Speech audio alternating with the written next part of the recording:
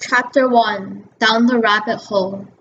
Alice was beginning to get very tired of sitting by her sister on the bank and having nothing to do. Once or twice she had peeped into the book her sister was reading, but it had no pictures or conversations in it. "And what is the use of a book," thought Alice, "without pictures or conversations?"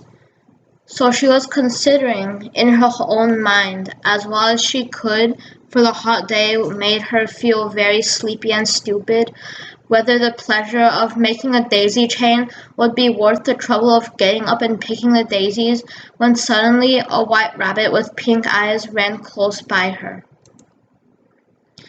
There was nothing so very remarkable in that, nor did Alice think it so very much out of the way to hear the rabbit say to itself, oh dear, I shall be late," which, when she thought it over afterward, it occurred to her that she ought to have wondered at this, but at the time it all seemed quite natural. But when the rabbit actually took a watch out of its waistcoat pocket and looked at it and then hurried on, Alice started to her feet, for it flashed across her mind that she had never before seen a rabbit with either a waistcoat pocket or a watch to take out of it, and, with burning curiosity, she ran across the field after it, and was just in time to see it pop down a large rabbit hole under the hedge. In another moment down went Alice after it, never once considering how in the world she was to get out again. The rabbit hole went straight on like a tunnel for some way, and then dipped suddenly down, so suddenly that Alice had not a moment to think about stopping herself before she found herself falling down what seemed to be a very deep well.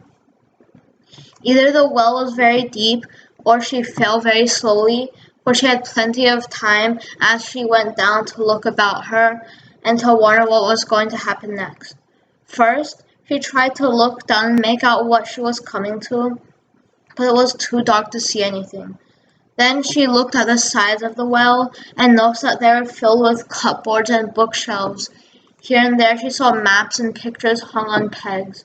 She took down a jar from one of the shelves as she passed. It was labeled "Orange Marmalade," but to her great disappointment it was empty. She did not like to drop the jar for fear of killing somebody underneath, so she managed to put it into one of the cupboards as she fell past it.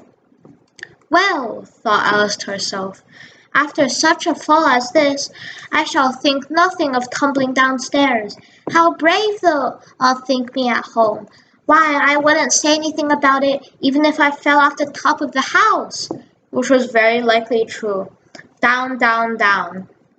Would the fall never come to an end? "I wonder how many miles I've fallen by this time," she said aloud. "I must be getting somewhere near the center of the earth. Let me see, that would be 4,000 miles down, I think." For you see, Alice had learned several things of this sort in her lessons in the schoolroom, and though this was not a very good opportunity for showing off her knowledge, as there was no one to listen to her, still it was good practice to say it over. "Yes, that's about the right distance, but then I wonder what latitude or longitude I've got." Alice had not the slightest idea what latitude was, or longitude either, but she thought they were nice grand words to say. Presently she began again. "I wonder if I shall fall right through the earth. How funny it'll seem to come out among the people that walk with their heads downward. The antipathies, I think." She was rather glad there was no one listening this time, as it didn't sound at all the right word. "But I shall have to ask them what the name of the country is, you know. Please, ma'am, is this New Zealand or Australia?" As she tried to curtsy as she spoke, fancy, curtsying as you're falling through the air. Do you think you could manage it? "And what an ignorant little girl she'll think me for asking. No, it'll never do to ask. Perhaps I shall see it written up somewhere." Down, down, down. There was nothing else to do, so Alice soon began talking again. Dino will miss me very much tonight, I should think. Dina was the cat. I hope they will remember her saucer of milk at tea time. Dina, my dear, I wish you were down here with me. There's no mice in the air, I'm afraid, but you might catch a bat, and that's very like a mouse, you know. But do cats eat bats, I wonder? And here Alice began to get rather sleepy, and was saying to himself in a dreamy sort of way, Do cats eat bats? Do cats eat bats? And sometimes, do bats eat cats? For you see, as she couldn't answer either question, it didn't much matter which way she put it. She felt that she was dozing off and had just begun to dream that she was walking hand in hand with Dina and was saying to her very earnestly, Now, Dina, tell me the truth. Did you ever eat a bat? When suddenly, thump, thump, down she came. Down she came upon a heap of sticks and dry leaves, and the fall was over. Alice was not a bit hurt, and she jumped up onto her feet in a moment. She looked up, but it was all dark overhead.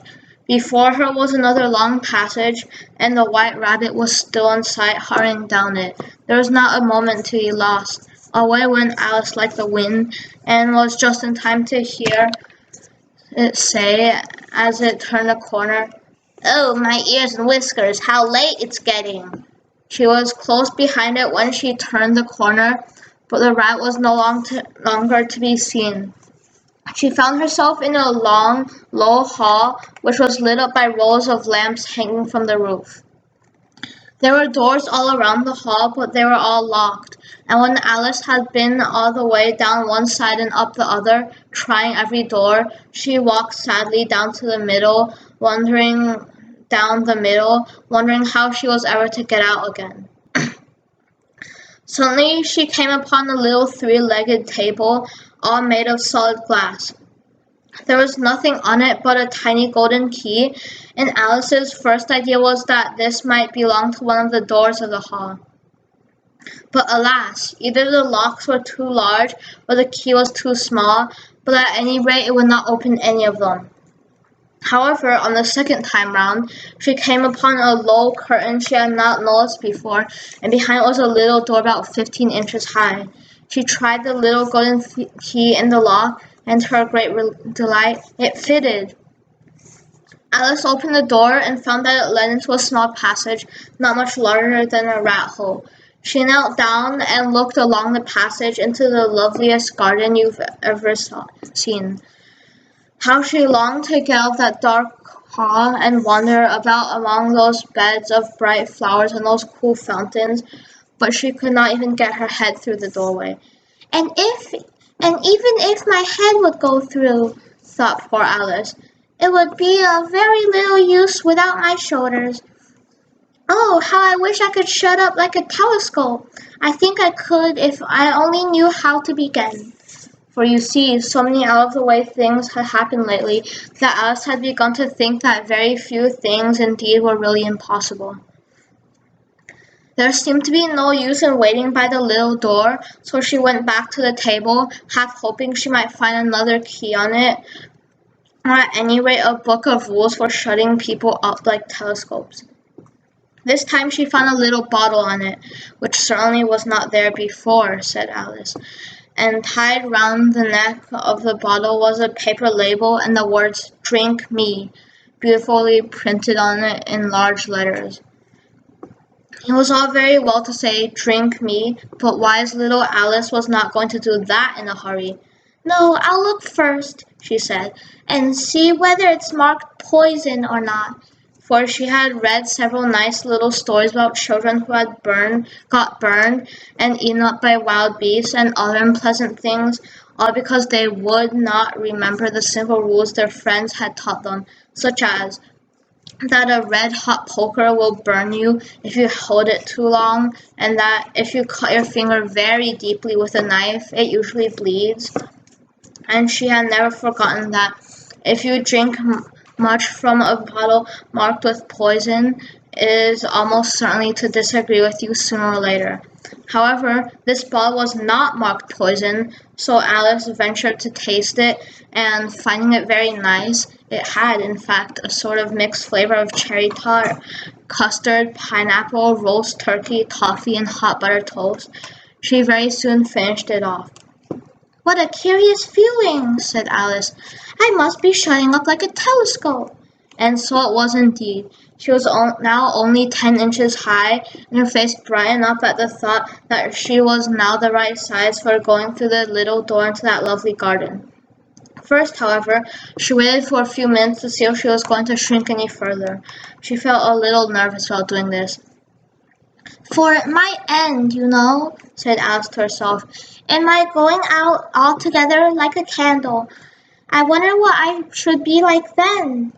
She tried to fancy what the flame of a candle looks like after the candle is blown out, for she could not remember ever having seen such a thing. After a while, finding that nothing more happened, she decided on going into the garden at once, but alas for poor Alice! When she got to the door, she found she had forgotten the little golden key, and when she went back to the table for it, she found she could not possibly reach it. She could see it quite plainly through the glass, and she tried her best to climb up one of the legs of the table, but it was too slippery. And when she had tired herself out with trying, the poor little thing sat down and cried. "Come, there's no use in crying like that," said Alice to herself rather sharply. "I advise you to leave off this minute." She generally gave herself very good advice, though she very seldom followed it, and sometimes she scolded herself so severely as to bring tears into her eyes. And once she remembered trying to box her own ears for having cheated herself in the game of croquet she was playing against herself, for this curious child was very fond of pretending to be two people. "But there's no use now," thought poor Alice, "to pretend to be two people. Why, there's hardly enough of me to make one respectable person."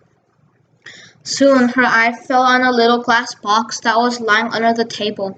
She opened it and found in it a very small cake, on which the words "Eat me" were beautifully marked in currants. "Well, I'll eat it," said Alice, "and if it makes me grow larger, I can reach the key, and if it makes me grow smaller, I can creep under the door. So either way, I'll get into the garden, and I don't care which happens." She ate a little bit and said anxiously to herself, "Which way? Which way?" holding her hand on the top of her head to feel which way it was growing. And she was quite surprised to find that she remained the same size.